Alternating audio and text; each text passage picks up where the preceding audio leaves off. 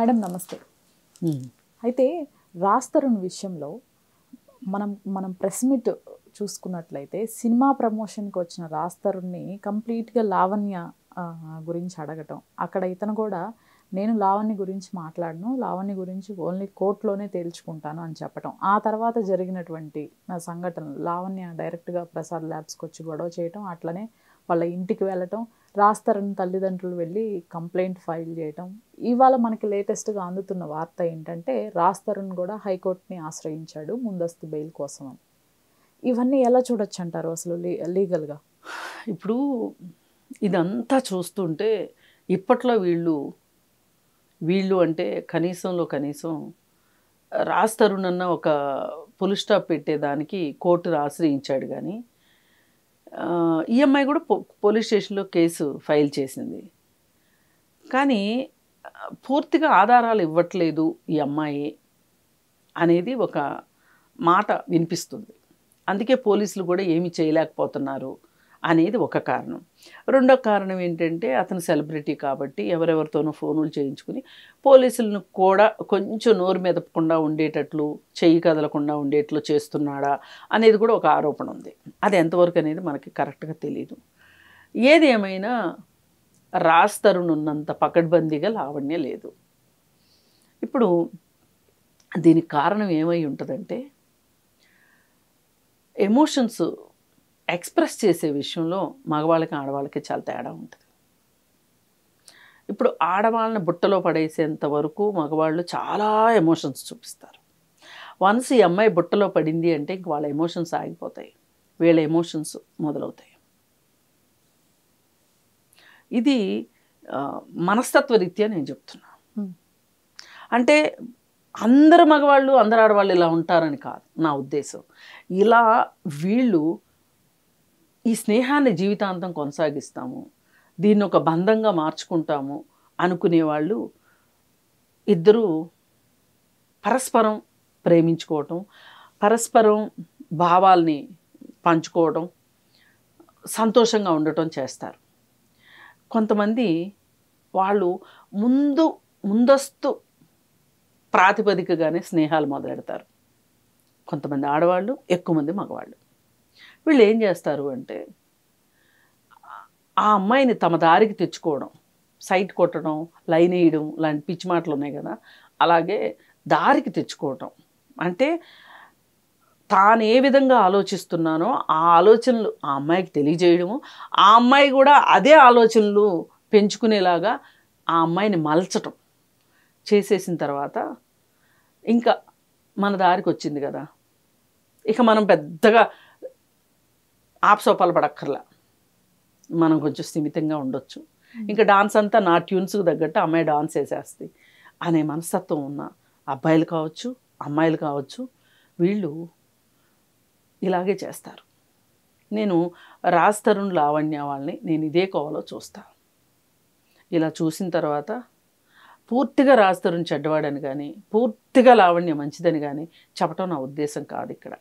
కానీ ఏవో ప్రలోభాలు కావచ్చు, ఏవో సొంత ప్రయోజనాలు మట్టుకు రాజ్ తరుణ్కు లేకుండా ఈ కేసు ఇక్కడ దాకా వచ్చిందని అనలేము. అలాగే లావణ్య కూడా ఒక మనిషి ప్రవర్తించాల్సినట్లుగా, ఒక అమ్మాయి ప్రవర్తించాల్సినట్లుగా అని నేను అనను, ఒక మనిషి ప్రవర్తించాల్సినట్లుగా అమ్మాయి ప్రవర్తించలేదేమో అనేది నాకు అనిపిస్తుంది. ఎవరైనా సరే ఇంత దిగజారుడు భాషని వాడటం కావచ్చు, ఇంత హద్దుపద్దు లేకుండా బాహ్య ప్రపంచానికి తమ నిజస్వరూపాన్ని చూపించడం కావచ్చు, ఇవి కానీ కారణం రాజ్ తరుణ్ కావచ్చు. ఇలా అవటానికి రాజ్ తరుణే కారణం, నేను కాదు అనట్లేదు. కానీ ఈ అమ్మాయి నియంత్రణ ఏది? ఈ అమ్మాయి స్వీయ నియంత్రణ ఏది? సెల్ఫ్ కంట్రోల్ ఏది? ఇప్పుడు సెల్ఫ్ కంట్రోల్ లేని వాళ్ళని రాజ్ తరుణ్ ఏంటి ఇంకొకటి చేస్తాడు. అసలు నీ జీవితం పట్ల నీ దృక్పథం ఏంటి? అసలు నువ్వేం కోరుకుంటున్నావు జీవితంలో, ఏం కావాలనుకున్నావు, ఏం జరిగింది, ఇలా జరగడానికి నీ వంతు పాత్ర ఏంటి అని ఆలోచించుకోగలిగే మనస్తత్వంలో ఈవేళ లావణ్య ఉందా? ఇది ప్రతి మనిషికి జీవితంలో ఎప్పుడో ఒకసారి వచ్చి తీరుతుంది ఇలాంటి ఒక మీమాంస అంటాం. ఒక సంశయం అంటాం, ఒక గందరగోళ పరిస్థితి అంటాం. పెళ్ళి అయిన వాళ్ళకి, పెళ్ళి కాని వాళ్ళకి, వ్యాపారాలు చేసే వాళ్ళకి, ఉద్యోగాలు చేసే వాళ్ళకి. ఇప్పుడు నేను ఈ చదువు చదవాలా వద్దా, చదివితే నాకేంటి, నేను అనుకున్నదే చదువుతున్నానా అని విద్యార్థులకు అనిపిస్తుంది. ఇప్పుడు నన్ను ఒకతను లవ్ ప్రపోజల్ చేశాడు, నేను దీన్ని ఒప్పుకోవాలా వద్దా అని ఒక అమ్మాయికి, ఒక అమ్మాయి నా వెంట పడుతుంది, నేను కూడా వెంట పడాలా వద్దా అని ఒక అబ్బాయికి, అలాగే ఉద్యోగం వచ్చిన తర్వాత ఈ ఉద్యోగం నాకు తగిన ఉద్యోగమా కాదా అని, కానీ ఒక పెళ్లి చేసుకోబోయే ముందు ఈ సంబంధం నాకు కరెక్ట్ అవునా కాదా అని ఇలా ఉంటాయి. ఆలోచించుకుంటాం, మనకు మనం ఆలోచించుకుంటాం. ఒక్కొక్కసారి ముందు ఆలోచించడం అయిపోయి ఏదో ఒక నష్టం జరిగిన తర్వాతైనా ఆలోచించుకుంటాం. ఈ అమ్మాయికి ముందు ఆలోచన లేదు, నష్టం జరిగిన తర్వాతన ఆలోచన లేదు. అందుకే ఇవాళ ఆ అమ్మాయి ఆ విధంగా అనుకున్నది ఒకటి అయ్యింది ఒకటి అన్న పరిస్థితిలో, పైగా ఆ అమ్మాయి అలవాట్లు ఒకటి. అంటే రాజతరుణ్కి లేవని కాదండి సుమ, కానీ అతనికి ఒక నియంత్రణ ఉంది, ఈ అమ్మాయికి నియంత్రణ లేదు. ఈ పరిస్థితుల్లో తను ఈ విధంగా, నేను ఒకటి అనుకున్నాను ఇంకొకటి జరిగింది, నాకు అతను ఒకటి ప్రామిస్ చేశాడు ఇంకొకటి జరిగింది, ఈ మధ్యలో నేనేదో కొన్ని పిట్ట కథలు జరిగాయి, ఇవన్నీ అయిపోయిన తర్వాత అయినా సరే మేమిద్దరం కలిసి ఉండాలనుకున్నాం, ఇది నా నిర్ణయం. కానీ ఈలోపే అతని నిర్ణయంలో మార్పు వచ్చేసింది, ఈ ఖాళీలో ఇంకొక ఆమె వచ్చేసింది, ఆమె వల్లే ఇదంతా జరిగింది. ఎలాంటి తను ఒక పొంతన లేని, పొందిక లేని ఆలోచనలతో ఉంది లావణ్య. ఇలాంటి పరిస్థితుల్లోనే బహుశా నేను అనుకోవటం 2017 తర్వాత మా ఇద్దరికి సంబంధాలు లేవు అని చెప్పి రాజతరుణ్ చెప్పాడు ఒక ఇంటర్వ్యూలో. బహుశా ఈ నాన్ సెన్స్ వీడియోస్ అన్నీ, ఈ అసభ్యకరమైన ఆడియోలు అన్నీ కూడా ఆ తర్వాతే వచ్చుంటాయి బహుశా. ఓకే.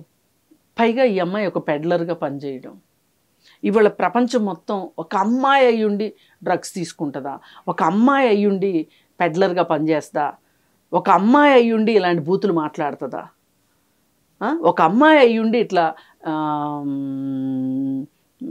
మీడియా హౌసుల చుట్టూ తిరిగి తన బాధ తన గోడు వెళ్ళబుచ్చుకుంటుందా? అసలు ఏమన్నా గమ్యం ఉందా ఈ అమ్మాయికి? ఒక రోడ్డు ప్లాన్ ఏదైనా ఉందా లేదా? అసలు ప్లానింగ్తో ఉందా, అన్ప్లాన్డ్గా ఉందా?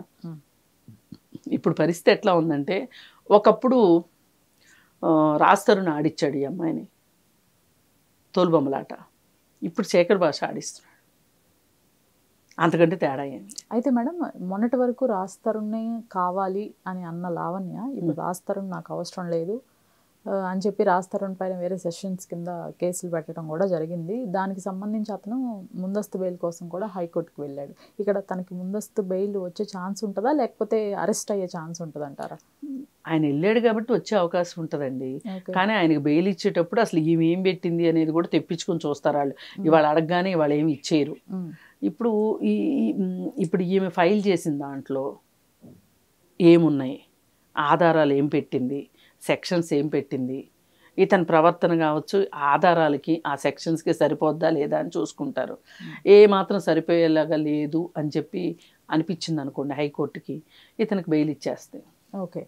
అయినా హైకోర్టులు, బెయిళ్ళు, ఇవన్నీ ఆర్డర్లు, ఇవన్నీ కూడా పూర్తి న్యాయాల మీదే ఆధారపడి వస్తున్నాయని నేను అనుకోను.